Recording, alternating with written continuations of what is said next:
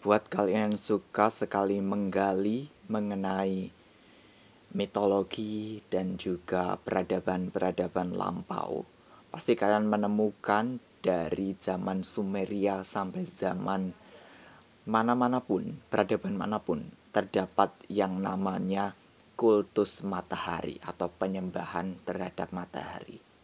Pernah nggak kalian mempertanyakan kenapa orang-orang di bumi itu mengkultuskan matahari?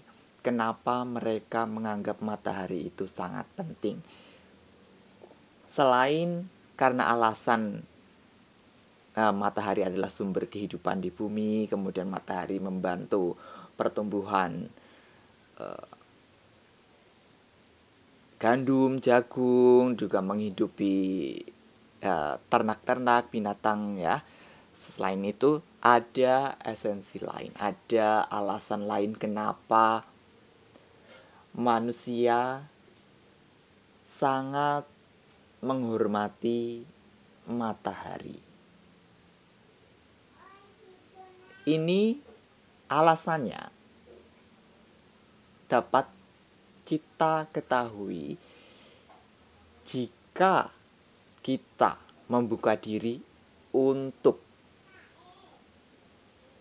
menerima bahwa sebagian besar, tidak semuanya, peradaban di bumi, apapun itu bentuknya, adalah bentukan atau sumbangan sesuatu yang dibawa atau diperkenalkan oleh sebuah kecerdasan atau sekelompok kecerdasan yang bukan berasal dari bumi alias ekstraterestrial atau bahasa kasarnya alien ya.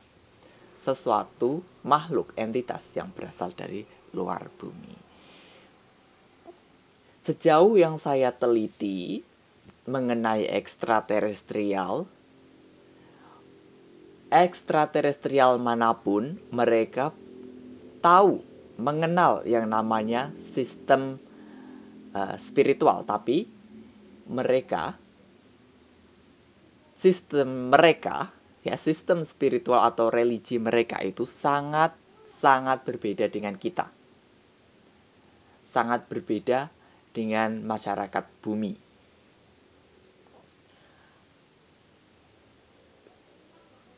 Katakanlah ekstraterestrial yang tinggal di planet-planet yang mengorbit bintang Sirius. Bagi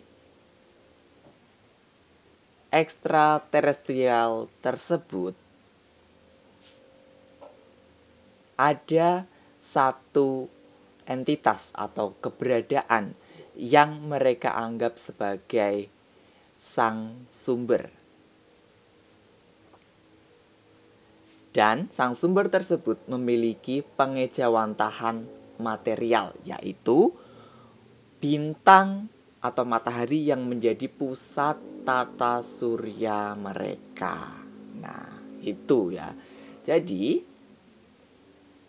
mereka ekstraterestrial ini menganggap bahwa matahari atau bintang mereka itu adalah sosok ibu. Umumnya mereka memanggilnya sebutan ibu cahaya, ibu kehidupan, ibu sumber kehidupan, ibu pelindung, ibu-ibu, istilah-istilah lainnya, tapi intinya ada kata ibu ya. Tapi tidak selalu, tergantung budayanya mereka ya. Kebanyakan mereka menggunakan kata ibu, ada ibunya. Tapi beberapa ada menggunakan kata bapak juga. Ada yang menggunakan kata lainnya, tidak menggunakan ibu ataupun bapak.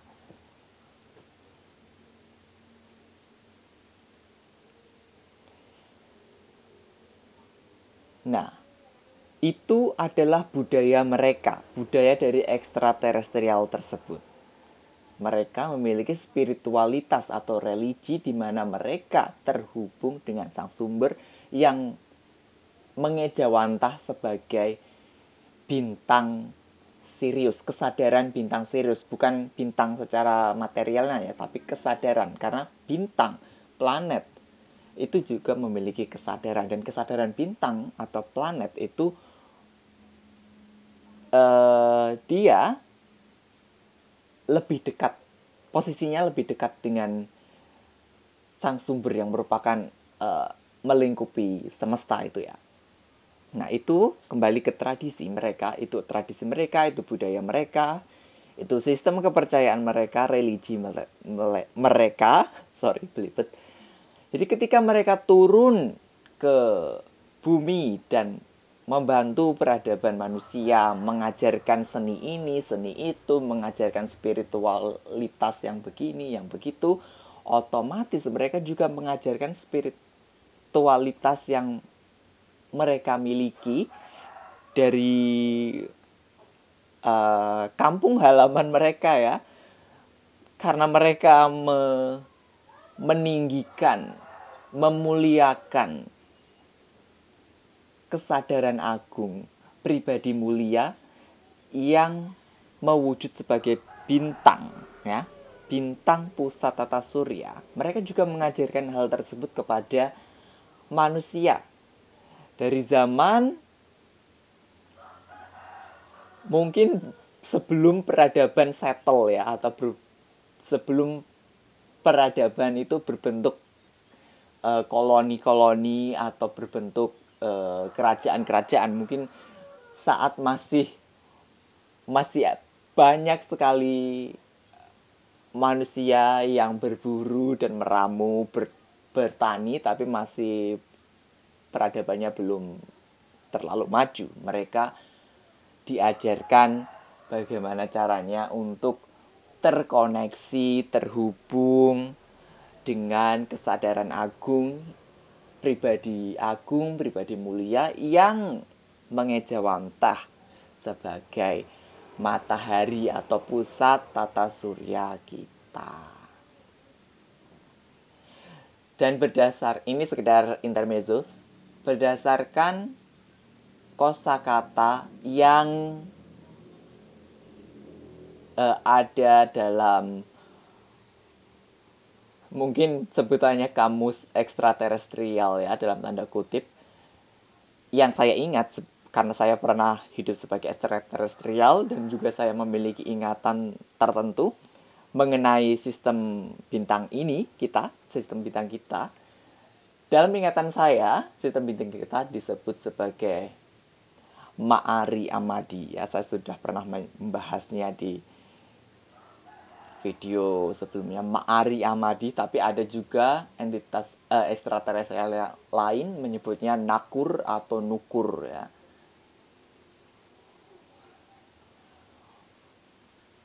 Oke, kembali lagi ke kultus matahari. Nah, kultus matahari sebenarnya adalah kultus paling tua, paling pertama yang dikenal oleh manusia. Jadi sebelum manusia mengkultuskan bumi, mengkultuskan langit, mengkultuskan bulan dan planet-planet lain, banyak dari manusia-manusia sederhana, saya sebutnya bukan manusia purba ya, manusia sederhana saja ya. Manusia sederhana di zaman dahulu itu mengkultuskan matahari. Karena posisi matahari atau bintang pusat tata surya itu sangat-sangat esensial dalam sebuah sistem bintang. Dia yang paling pertama ada, baru diikuti planet-planet yang lain muncul ya. Cahayanya menghidupi seluruh planet di tata surya. Cahayanya selain menjadi sumber kehidupan bagi elemen-elemen yang ada di planet di mana kita berada saat ini, bumi, cahaya dari bintang kita ini, jika kita benar-benar tahu dan mau melakukannya ya, kita bisa menggunakan cahaya tersebut sebagai katalis untuk akselerasi tubuh energi kita, entah itu tubuh eterik, tubuh astral, sekaligus indera-indera astral, dan juga meregenerasi atau mencharge sel-sel dalam diri kita, dalam tubuh ini, sehingga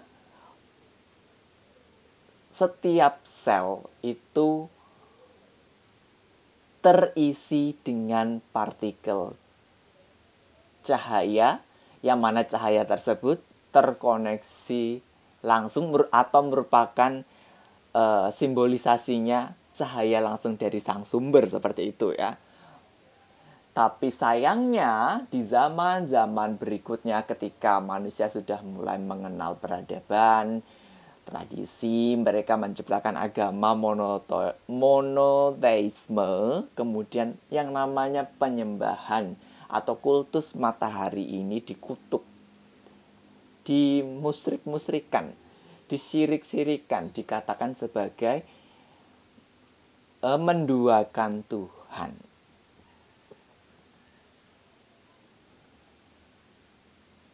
Padahal di zaman sebelum agama monoteisme itu ada,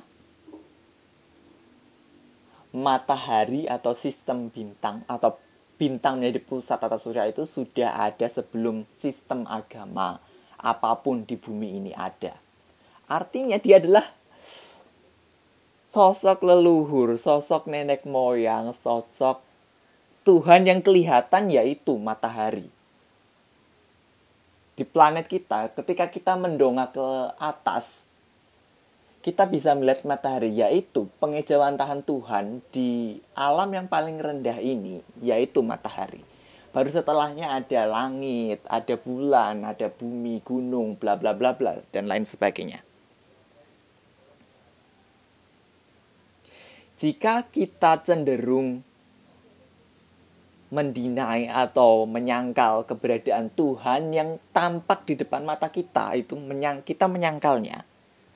Bagaimana jika memang Tuhan yang benar-benar Tuhan itu turun ke hadapan kamu dalam wujud apapun itu? Pasti itu manusia juga akan menyangkalnya.